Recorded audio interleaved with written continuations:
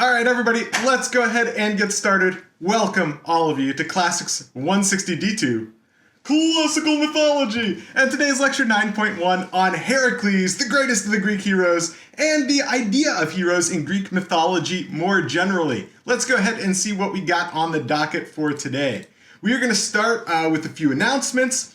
Then we're going to start kind of the content of the second half of the semester, really talking about what heroes are in the ancient Greek world, how they're conceived of, how they compare to heroes in the modern world, that sort of thing.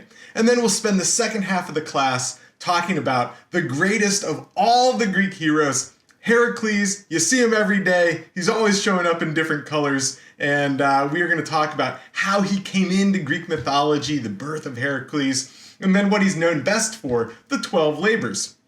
And then we'll close today, if we get to it, with a little bit about how Heracles is conceived of outside of the 12 labors.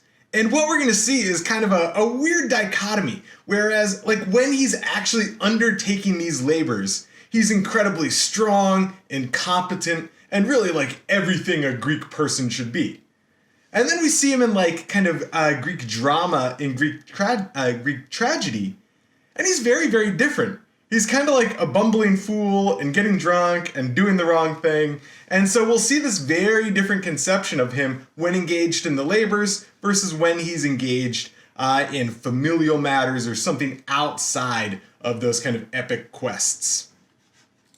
All right, so announcements. You guys know the basic ones. Go ahead and put it in speaker view. You can see me. You can see the notes. If you have a question, go ahead and shoot a message over to your TA. They will get back to you. Let's talk a little bit about the midterm. We're not going to talk too much about it today because we have a few people still taking it. They weren't able to do it on Friday for a variety of reasons. So there's a half dozen or people out there who are still finishing up. So we're not going to get into any specifics. But what I can tell you is we're going to shoot to have these graded by Sunday. Okay? So you'll have them back by the end of the week, kind of including the weekend. The way it's going to work is all the multiple choice are auto-graded. TAs, you guys are going to be in charge of grading the essays, then we'll publish those at the kind of end of the week. All right. Hopefully it went all right. When I was putting it together, I was like, oh, this is such a fair exam, between like having some notes, a balance between multiple choice and essay. I hope that you felt like for the most part, they were fair questions. For the most part, you felt like you were knowledgeable about them, that maybe there were a couple that were particularly tough. So there are supposed to be a couple that are tough, it's an exam, and that the essay question really gave you some flexibility, right? In the sense that you were able to focus on the things that you felt most meaningful to you, that you felt most competent in, and that you could kind of really put your own argument on it. And the kind of way that that's going to be graded is based on your ability to make an argument, support your argument with evidence, and communicate that all clearly. If things did get graded, so D2L is super weird on grading like quizzes and stuff like this. If you are seeing a grade for your exam in there already, it's just the multiple choice. All right. So if you got like obviously, if you have something more than a 50, it's the multiple choice and the essay. But if you're showing like a 42 or something, don't freak out. You didn't like get like a 22 on the multiple choice and a 20 on your essay. It's just because you have like a 42 on the multiple choice and some score out of 50 is going to be added to that. All right. So I got some learning to do on D2L as well. Hopefully you guys aren't freaking out too bad. When I've had this happen in other classes, people are just like terrified that they've failed the course, and that's not the case. So we can talk more about this as we go. In terms of seeing what you missed, I probably will make that available, but probably not till next week. I want to make sure that everybody gets through the exam, and before any of that comes out. All right, so let's go ahead and move on. So let's start by talking about Greek heroes, right? So last kind of the first 8 weeks of the semester, we were talking about the Greek gods, right? What we're going to do now is talk about these kind of like either semi-divine characters, maybe partially divine, maybe human, but very, very heroic. And I want to start that discussion by talking about heroes in the modern world. So I want to see in the chat from you guys, like, what are the characteristics of a hero today? All right, so just fire a couple things at me. What do you guys think are the characteristics that make a hero today? And I'm just going to read off a couple as we go. All right, so spandex, very, very important. Courage, selflessness, saving people, capes, super buff, cool costumes, a champion, annoyingly righteous, protective. Frequently they have a tragic backstory, some kind of dark backstory. They're willing to sacrifice themselves for others. This is really good, guys, right? Like, I think this in many ways is kind of different ways of saying how we conceive of heroes. They're usually trying to like help the world. They're doing so courageously, bravely, very frequently selflessly, right? Being harmed in the process of doing that. And frequently, especially with the kind of rise of the modern Marvel movies and stuff, right? They frequently have some sort of dark backstory associated with them, right? And so the question now then is, how does that end up kind of mapping on to heroes in the ancient world, right? So this is one way that, again, that we can kind of think of heroes in the modern world. Somebody who performs extraordinarily courageous acts on behalf of the common people, right? To improve the lives of common people. We often think of it in another way too, right? So like, you can also think of heroes as, like policemen or firefighters, or, your classics professor, right? An everyday hero in the world who kind of do these like smaller actions of service that earn admiration over time, right? So we kind of tend to conceive of heroes in the modern world in both of those ways. Now, the question is, was this the same in ancient Greece? And the answer is like, kinda, sorta, but not really, all right? So the biggest difference, well, let's take a look at a couple examples first, right? So we have Achilles. In many ways, Achilles is like a modern hero, right? Super strong, fights on behalf of the Greeks. He's like fighting gods and doing so pretty effectively. He's just slaughtering Trojans by the dozen. But he also kind of like sits out for like half the Trojan War and is just like not fighting and just kind of moping about because he's angry with his buddy Agamemnon. So on the one hand, very strong and heroic. On the other hand, maybe not so much. We can look at Heracles. This is who we're going to look at later today, right? So on the one hand, like completing these like 12 labors of nearly like impossible difficulty because of his like strength and courage and bravery and just awesomeness in any sort of battle. But he also kind of kills his wife and 2 children in a fit of madness. So like kind of one thing, maybe pretty courageous, maybe another thing, maybe not so much, right? Hang on one second.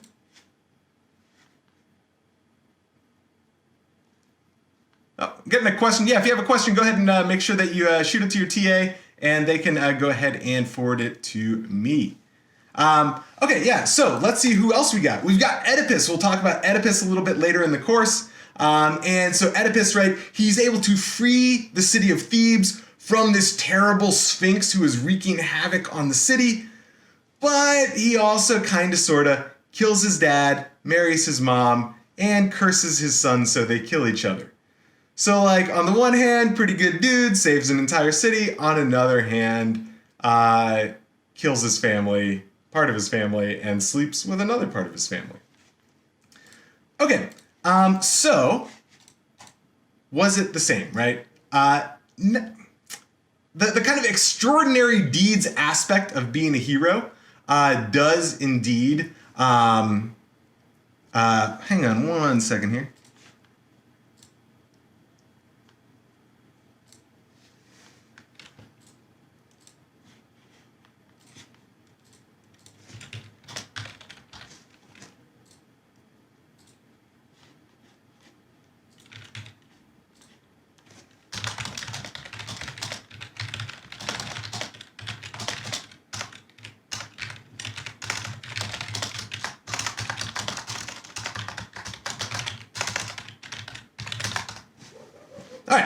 So they are extraordinary in many ways. At the same time, they aren't necessarily always acting in the best interest of other people, right? The way that we would think of with heroes today. So how do they compare to gods? So on the one hand, right, think of it in terms of how we conceive of these things and the stories they're a part of, right? This is kind of a little bit amorphous, but like at least I have some conception of like Zeus and Apollo and like Athena and kind of who they are and like their characteristics and just kind of what they're associated with outside of necessarily the very, very specific stories that they're a part of, okay? Whereas with Greek heroes, it tends to be the stories themselves. Like it's a really hard time like picturing somebody like Odysseus outside of the Odyssey, or like picturing Achilles outside of the Trojan War, right? And so it very much, they're a little bit more closely tied to the stories that they're a part of. Okay, so we also have Greek gods demanding more of a focus on kind of ritual and worship, right? So even though we're going to see later on that in many ways Greek heroes are commemorated, it's not necessarily to the same degree as Greek gods. And finally, when they are worshipped, right, when they are commemorated, we end up with these heroes worshipped at their gravesite, right? So that's one of the big differences. Greek gods, immortal, don't die. Greek heroes, they are mortal, they do die, and when they're worshipped at the gravesite.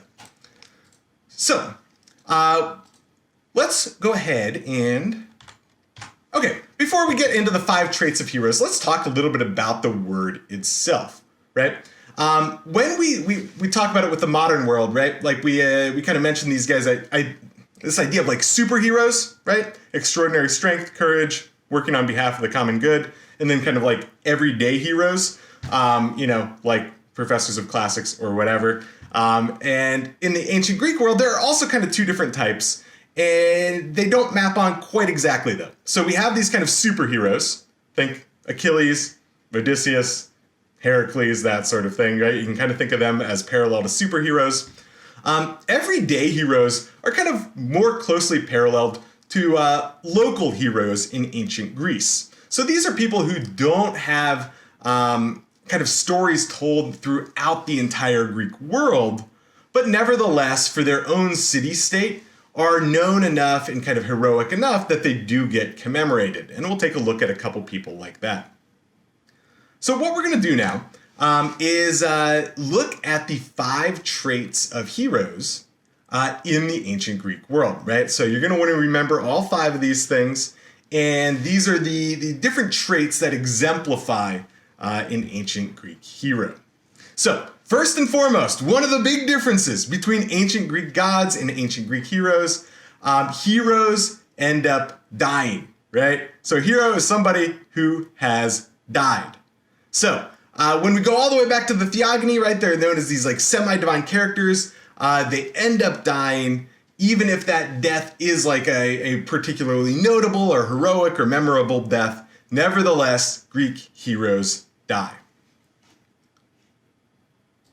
All right, part the second. During their life, they perform extraordinary deeds. All right, so these deeds may or may not be moral, right? So we have Achilles sitting out the Trojan War, Oedipus killing his father, Heracles killing his wife and children. Greek heroes perform extraordinary deeds, but they may not be exemplary deeds, right? So kind of think of they are doing something awesome, but it could be in a good way, it could be in a bad way. Extraordinary, but not necessarily exemplary deeds. All right, the third trait, they exemplify or they encounter some sort of kind of strange death, right? So we said that they die already, but that death is very frequently in some sort of kind of strange manner, right? It's frequently that heroes die prematurely, they die violently, they die mysteriously. It's not usually the case that like somebody goes out, is a hero for a while, and then lives to like a ripe old age and dies of like natural causes. And so they kind of don't go through that necessarily like same process of many of the regular people in the ancient Greek world. And what ends up happening is, when we go to the next one, that heroes have the ability to help people out after their death, right? So the fourth trait here is that heroes are worshipped after their grave, at their graves after their death, all right? So we've got heroes die. Heroes perform extraordinary, but not necessarily exemplary deeds. That their death is somehow notable, either because it's strange or violent or mysterious, something like that. And then after their death, they're worshipped at their gravesite, right? So whereas Greek gods have temples, Greek heroes have this kind of cult worship at the gravesite, right? Katie has a good question here. Are they only considered heroes after their death? And it kind of depends on whether you're dealing with kind of like real life heroes or whether you're dealing with kind of the more mythical Achilles style heroes. And Achilles style heroes, I mean, I guess they're kind of mythical to begin with. And so, you know, it's really tough to tell whether they're based on some sort of real person and then evolved into kind of the myths that we have today. But we do have actual historical heroes from ancient Greece. You can think of somebody like the Tyrannicides in Athens. The Tyrannicides in Athens are the guys who end up killing the last of the tyrants who were ruling the city, and they very much are considered heroes during their lifetime, right? So they are worshipped at their after their death at their gravesite. And then finally, we end up with these heroes being commemorated in ritual and song after their death. So you have these kind of epics for people like Achilles and Odysseus, right? The Homeric epics. But you also have these real life heroes, the Tyrannicides, who are feasted at the public expense, commemorated in Athens, and very much treated as heroes, even though they're real people. So when we look back, we've got 5 traits, right? We've got heroes die. We've got that heroes perform extraordinary, but not necessarily exemplary deeds. We've got heroes often die in a kind of weird or mysterious or violent or particularly notable way. After their death, they're worshipped at their gravesite, and then there is some sort of ritual commemoration after their death. Okay, so let's see how this plays out with like a regular, not a regular hero, but like a less kind of famous hero, right? So not one of the main ones that everybody knows about. And it's this guy, Cleomedes. And Cleomedes is an athlete. He's a boxer from Stimphaleian, which is like a little island way out in the Aegean. And he's famous for his boxing abilities. This guy's an amazing boxer. He's never lost a match. And eventually, he loses his first match because he accidentally kills his opponent, right?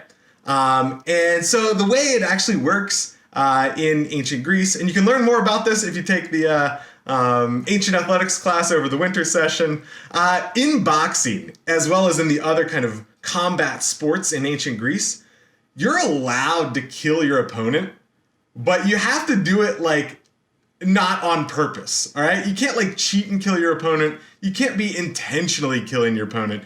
If the person just dies, right, as a part of the bout, that's fine.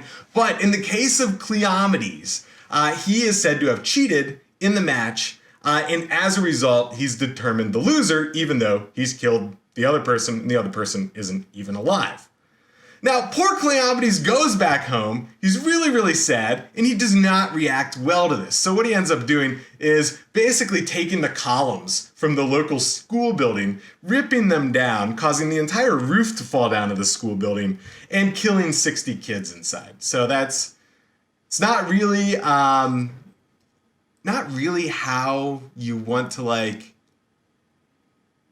react to a loss. Not really a great loser there. But that's what happens. Now, what happens next is his fellow city-state citizens, the Stimphaleians, start stoning him, right? Throwing stones at the guy. And he runs away to the temple of Athena and he hides in a chest.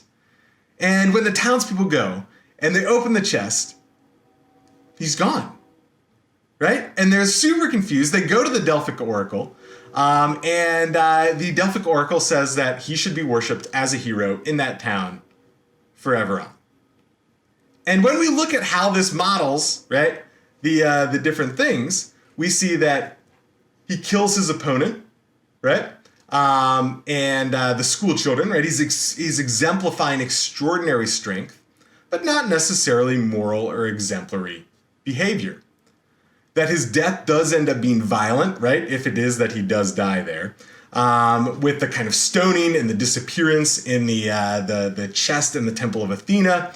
He's worshipped in his town at Astapaleia at his gravesite, and then he's remembered and commemorated in song and in ritual in that town. So just kind of one of the ways that Cleomedes, one of the local heroes of Astapaleia, maps on to those 5 traits that we're looking at. It is absolutely the definition of rage quitting, going home, and, well, just don't tear down schools. It's a bad look. Anyway, so when we look at the grave sites of heroes in the ancient Greek world, they actually had a name for these things, right? Like the heroon is the singular term, heroa is the plural term, and frequently they looked something kind of sort of like this, right? There would have been some sort of wall to demarcate the sacred space dedicated to the hero, and then some sort of tumulus, like mound of dirt, or some sort of gravestone, or like small little like mini temple or something, or an altar, something to commemorate the actual site of the deceased. And so here we can see like a little model at the site. Where is this? Oh, it's in at Trissa in Anatolia. So those are the types of grave sites that would be receiving the commemoration of these heroes. And what type of commemoration would they get? All kinds of stuff, right? Think of the same types of things that you're leaving at temples to the gods, that sort of thing, right? Like little plaques, pots, jewelry, weapons. And the reason you're doing this is because of the idea that these heroes have some ability to intercede for you on your behalf and to help you in your actual life. So the heroes tend to be associated with one particular thing, strength or something along those lines, and by dedicating something to those heroes, you're going to be able to get something in return. Okay. When we look at Greek heroes in mythology, there are 2 kind of types of traditions. You can think of it in kind of 2 separate ways. In what might be thought of as like a vertical tradition and a horizontal tradition, okay? And the way that we think about this is the vertical tradition could be different accounts of the exact same episode. And so we'll take a look about that with Jason and the Golden Fleece in just a second. Whereas the horizontal tradition is kind of different myths, totally different stories associated with the same hero. So vertical is kind of the same story told in different ways. Horizontal is just totally different stories, but about the same sort of hero. And we see that just like with the gods, right, these stories associated with heroes get told in many different ways and many different versions. And so we can see that with something like Jason and the Golden Fleece. And an example of that vertical tradition, usually the story that's told, the story that we get most frequently from the literature, is that Jason does something. He gets these kind of magical herbs from Medea, and then he leaves these kind of magical herbs for this serpent that's guarding the Golden Fleece, and the serpent falls asleep, and then that's when he's able to actually go get the Golden Fleece itself. Now, there's another story out there as well that's very much less known from the literary tradition, but we see it in several different places, especially in the visual record, and that's something to do with Jason, and we can tell that because of the Golden Fleece up here and the serpent guarding the Golden Fleece. That somehow like the serpent like eats him, and then somehow he barfs him back up, and then he gets the Golden Fleece. Again, we don't really know the details of this one because it's much less represented in the literary tradition, but we do have visual examples of it. So 2 different ways that the same story of Jason and the Golden Fleece plays out. But we can also look at Jason as an example of the horizontal tradition, right? Where it's like very different stories but associated with the same character, right? So we've got Jason and the Golden Fleece being one of the main stories associated with the hero Jason. We also see Jason and his wife Medea being a completely different story. And I think, have we talked about Medea yet? We will later. We will later. Jason is like, I don't want to like spoil it too much, but Jason is like not a great husband once he gets back to Greece and his eyes start wandering, and he's going to eventually leave Medea. And Medea also does not react well to this news and just starts killing a lot of people because of it. So we'll save the specifics of that story for later, but again, two very, very different stories focused on the same hero. So one question here about kind of both visual evidence and literary evidence. So can visual and literature be considered vertical even if they are two different types of stories? Absolutely, right? Like when we're looking at the ancient Greek world, we're very frequently piecing together what we know from a combination of both archaeological remains, right, the kind of visual stuff that we see here, as well as literary evidence too. So even though they're coming from different types of sources, we can still consider them vertical. We know that they're talking about the same basic event. Now, one of the things that we get is when we think of heroes in drama, right, we've got different types of texts in the ancient world. So we've got epics, right? Think of like the Iliad or the Odyssey, that sort of thing. But we also have like stories that we know very frequently from drama, right? Plays that are put on. And one of the things that happens there is that the types of themes and the types of events that are conveyed end up being very different, right? So when we'll talk a little bit about Greek drama and Greek theater as we go on in the course, but one of the things that happens is you have a very limited set of kind of actual actors in Greek plays. So frequently it'll be like 3 people doing all the things, plus a chorus. And so what that means is it's very difficult to like portray something like the Trojan War, right? You don't have like hundreds of Trojans and like thousands of Greeks doing battle on the stage for the audience, right? And what that means is that the types of themes and the types of events that are frequently portrayed in Greek drama end up being kind of more based on the home, based on personal relationships, based on the family, things that happen after the kind of epic deeds, right? And so we'll see that actually play out with somebody like Heracles as well. So let's talk about Heracles, all right? Part 3, the birth of a hero. So we talked about this a little bit way back at the beginning of the course, but the birth of Heracles all goes back to Zeus falling in love with Alcmena, who is the wife of Amphitryon of Thebes, right? So this was one of the things we talked about with the Zeus kind of cheating on Hera and going to do his thing with mortal women.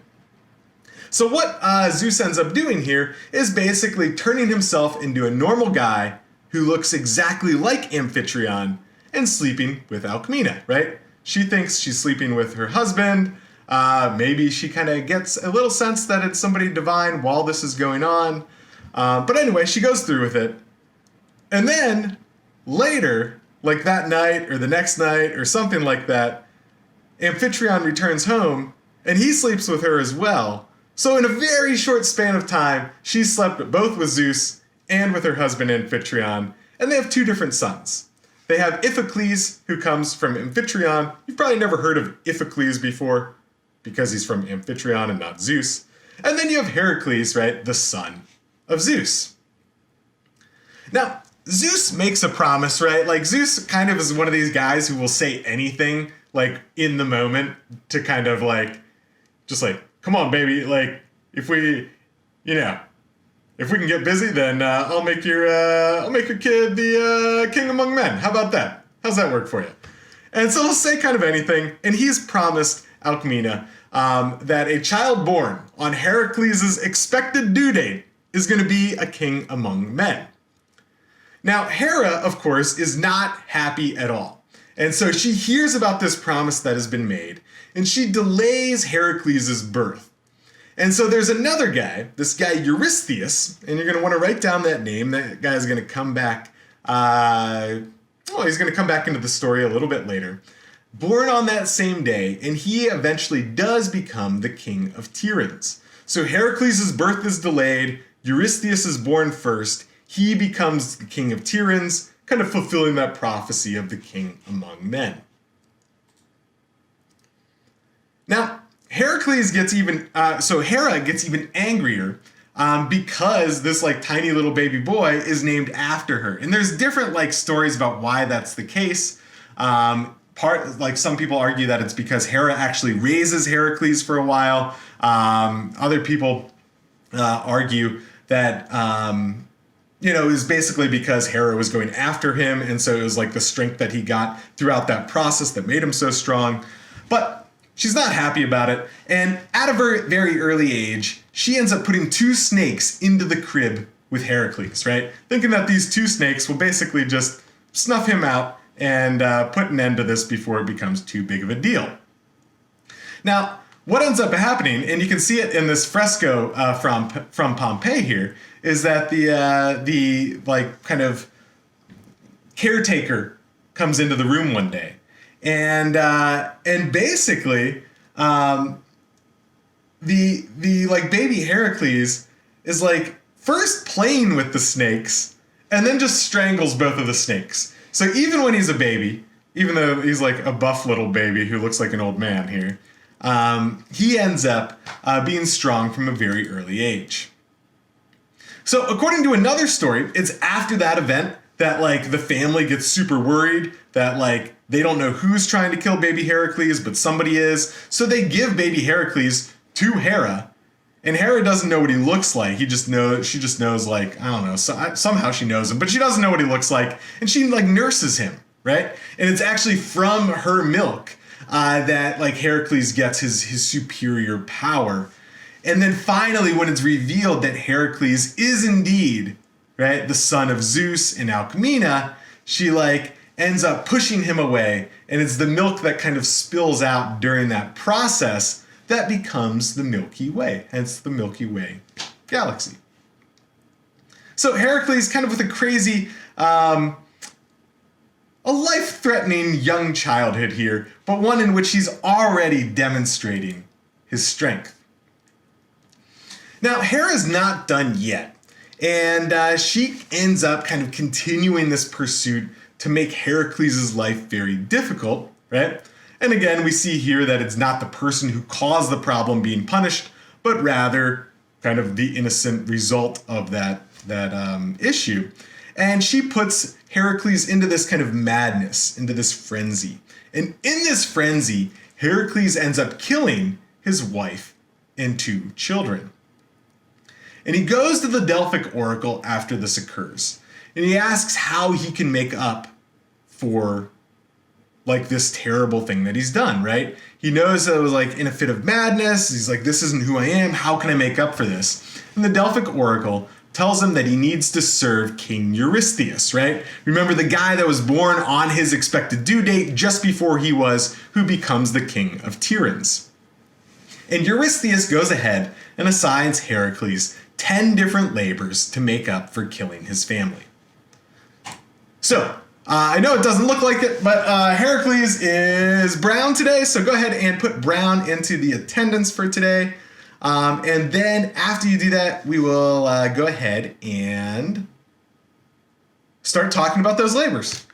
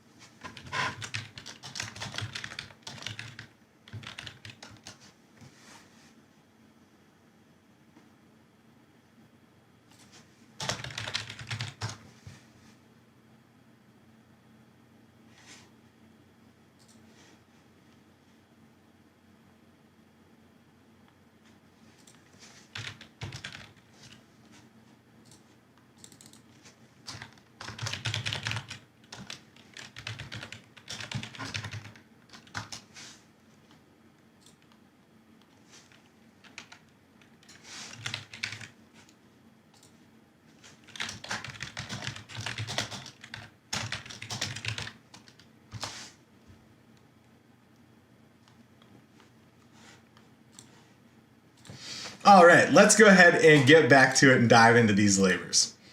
So, labor the first is the Nemean lion. There we go.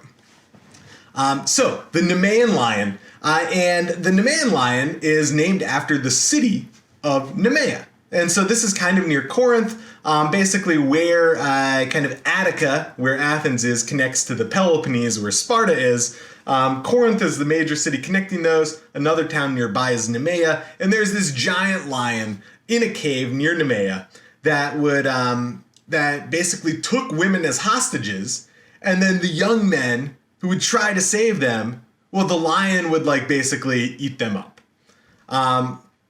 And so, like, upon seeing the women, they'd approach, but then the women would turn into the lion and eat them, and it didn't end well. So, Heracles is like, Nemea, I will take care of your problem. No big deal. I gotcha. And so Heracles first takes his bow and strings his bow and shoots the lion. Boom. The arrow bounces off. Doesn't do anything. And then he's like, well, that didn't work very well. Maybe he takes his sword, tries to use his sword. Doesn't do anything. Learns very quickly that the skin of the lion is impenetrable. And so Heracles takes his club, and one of the ways you can always basically identify Heracles, he's carrying a club, and frequently the skin of the Nemean lion. And then he basically clubs the lion and then strangles it to death. Right? So he can't pierce the skin, but he strangles it to death. And then only once it's dead is he able to use the lion's own claws to skin it. And then he wears that pelt around, right? And because the pelt is the skin of the lion can't be penetrated, it makes him like even a little bit more invincible than he already is. Okay, now, what he ends up doing is he goes back to Eurystheus, wearing, with his club and wearing the skin of the Nemean lion. And Eurystheus, he's like a great character. He gets very scared very easily, and his solution to everything is always to jump into a giant jar. So you can see a depiction of that over here. I like it. He's just like, ah! And so Heracles shows back up wearing the skin of the Nemean lion. Eurystheus jumps in a jar, and he won't come out of the jar. And he says, from now on, I want you to just talk to the herald at the entrance to the city and just tell him that you've completed the labors. No more of this showing up. Okay, so he goes off for the second labor, which is the Learning Hydra. So this is near Lake Lerna, and Hera has been raising this Hydra specifically to kill Heracles. And the deal with the Learning Hydra is that, of course, every time you cut off one of its heads, two more grow in its place. And only one of those heads ends up being mortal, right? Like that actually kills the thing. And so he starts cutting off heads, and two more are growing back. They're growing back all over the place. And eventually, he needs the help of his nephew and his charioteer, Iolaus, to basically end up cauterizing the wounds once he cuts these off, right? So now his strategy is cut them off. His charioteer comes in and ends up using fire to basically burn off where the head was, so two new heads won't grow back. And eventually, he's able to defeat the Learning Hydra. Now, you'll want to remember that he had some help on this one, because that's going to become important later. If you were thinking didn't you say the 10 labors or 12 labors? What's the deal there? It gets complicated because he brought his friend in to help with the Learning Hydra. All right, the third labor is known as the Kyrian Hind. And Kyrenia, again, is a place, and the hind is this golden horned stag that is so fast that it could outrun anything, right? Even a swift arrow from Heracles. And it's within this labor that Heracles exemplifies his endurance. His endurance and kind of speed along with kind of his normal strength. And so he chases the hind, he chases the stag for an entire year. And after he captures it, he makes Eurystheus come out to claim him. So he's getting sick of the idea that Eurystheus is inside hiding in a giant jar. And so he goes to the herald at the entrance to the city and says, hey, if you want the stag, come out and get it. And then Eurystheus comes out to get it, but the stag runs away, way back to Artemis. Okay, so now he has completed the Nemean lion, the Learning Hydra, and the Kyrian Hind. And next up, we have the Aromantion Boar. And this one starts out with like a good old party. Heracles is partying with the centaurs in a cave. They're all having a couple drinks of wine, right? Then the centaurs get too drunk and they start trying to attack Heracles. And he's like shooting them with poison arrows. And then eventually, the wise centaur Chiron comes in. And he ends up getting shot with an arrow. He's in so much pain. He's willing to trade places with Prometheus. And basically, in this amount of pain, he's able to reveal to Heracles where and how to capture the Aromantion Boar. And what he says is what you need to do is drive it into the snow, right? The snow will make it slow down.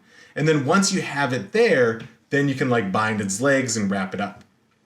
And so he does that. He chases it into the snow. He wraps up the Aromantion Boar. And then he takes it back to King Eurystheus, whose solution, once again, to Heracles completing the labor that he told him to do is to jump into a giant pot. And these are just one of my favorite depictions from the ancient Greek archaeological record of Heracles completing the labor and Eurystheus here jumping into a pot because he's gotten scared.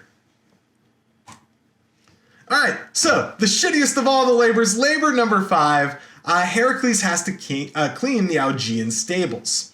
Now, King Algaeus he has these divine horses, right?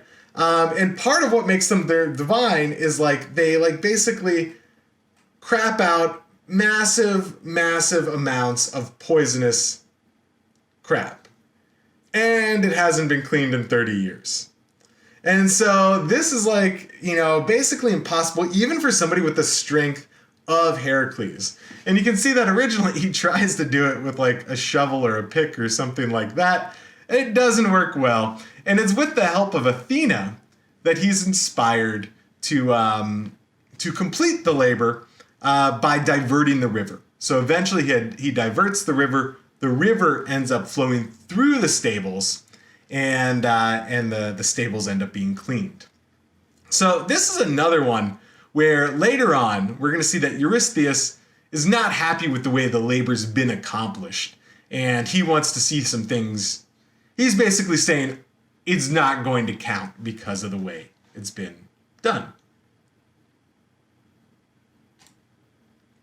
All right, so labor number 6, we have Heracles and the Stimphaleian birds. And so once again, we head back to the lake, to Lake Stymphalia. What we end up having here are these man-eating birds that live in the lake, and they have these kind of metallic feathers that they would launch at their victims. Sacred to Ares. Their crap also toxic. I guess, I don't know, people must have gotten sick from crap a lot in antiquity to have these myths revolving around it. But Heracles can't even get to the birds. And that's a problem. And this is another one that Athena helps him out with. She gives him this kind of rattle, this sistrum that he's able to shake. And that shaking creates this noise that ends up rattling arousing the birds, making them fly out of the lake. And then he's able to shoot them down. All right, so far, what we've got the Nemean lion, right? We have got the Learning Hydra. We've got the Kyrian Hind, the Aromantion Boar. We have got the Algae and Stables, and now the Stimphaleian birds. So next up, we've got another animal here, and what we're looking at is the Cretan bull. And so the Cretan bull, sacred to the island of Crete, sacred to King Minos. You remember that a lot of things dealing with Crete, and we'll see this again when we talk about Theseus on Wednesday, have to do with bulls. And so Heracles sets sail to Crete, and the bull is just running all over the island, destroying crops and orchards and walls, just causing all kinds of problems. So Heracles sneaks up behind the bull here, makes it pass out, and then ships it back to Eurystheus.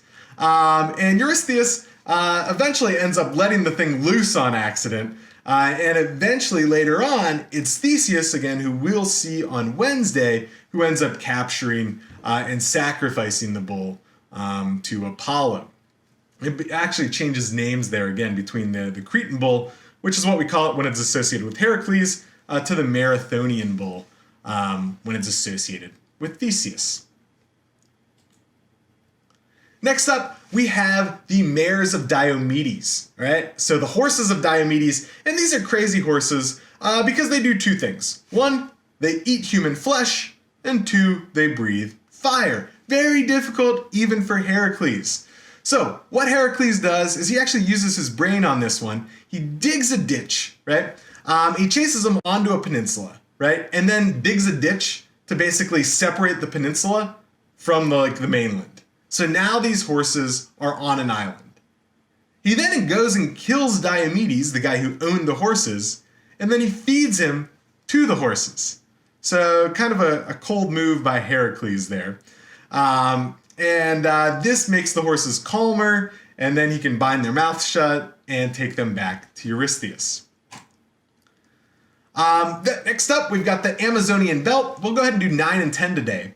The first 10 of the original labors. We'll start with the next two on Wednesday.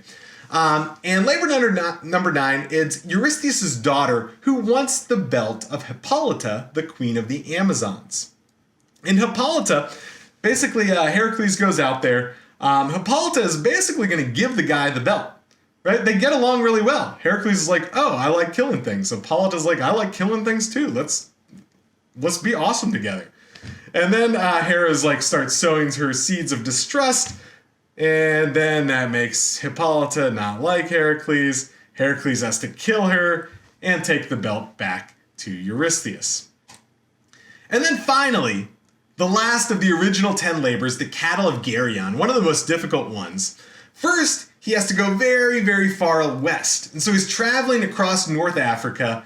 He gets angry because it's so stinking hot. I think all of us in Tucson can appreciate that. He launches an arrow at the sun, and Helios, the sun god, is like, that was awesome. I can't believe you dared to do that. Here, take a chariot the rest of the way.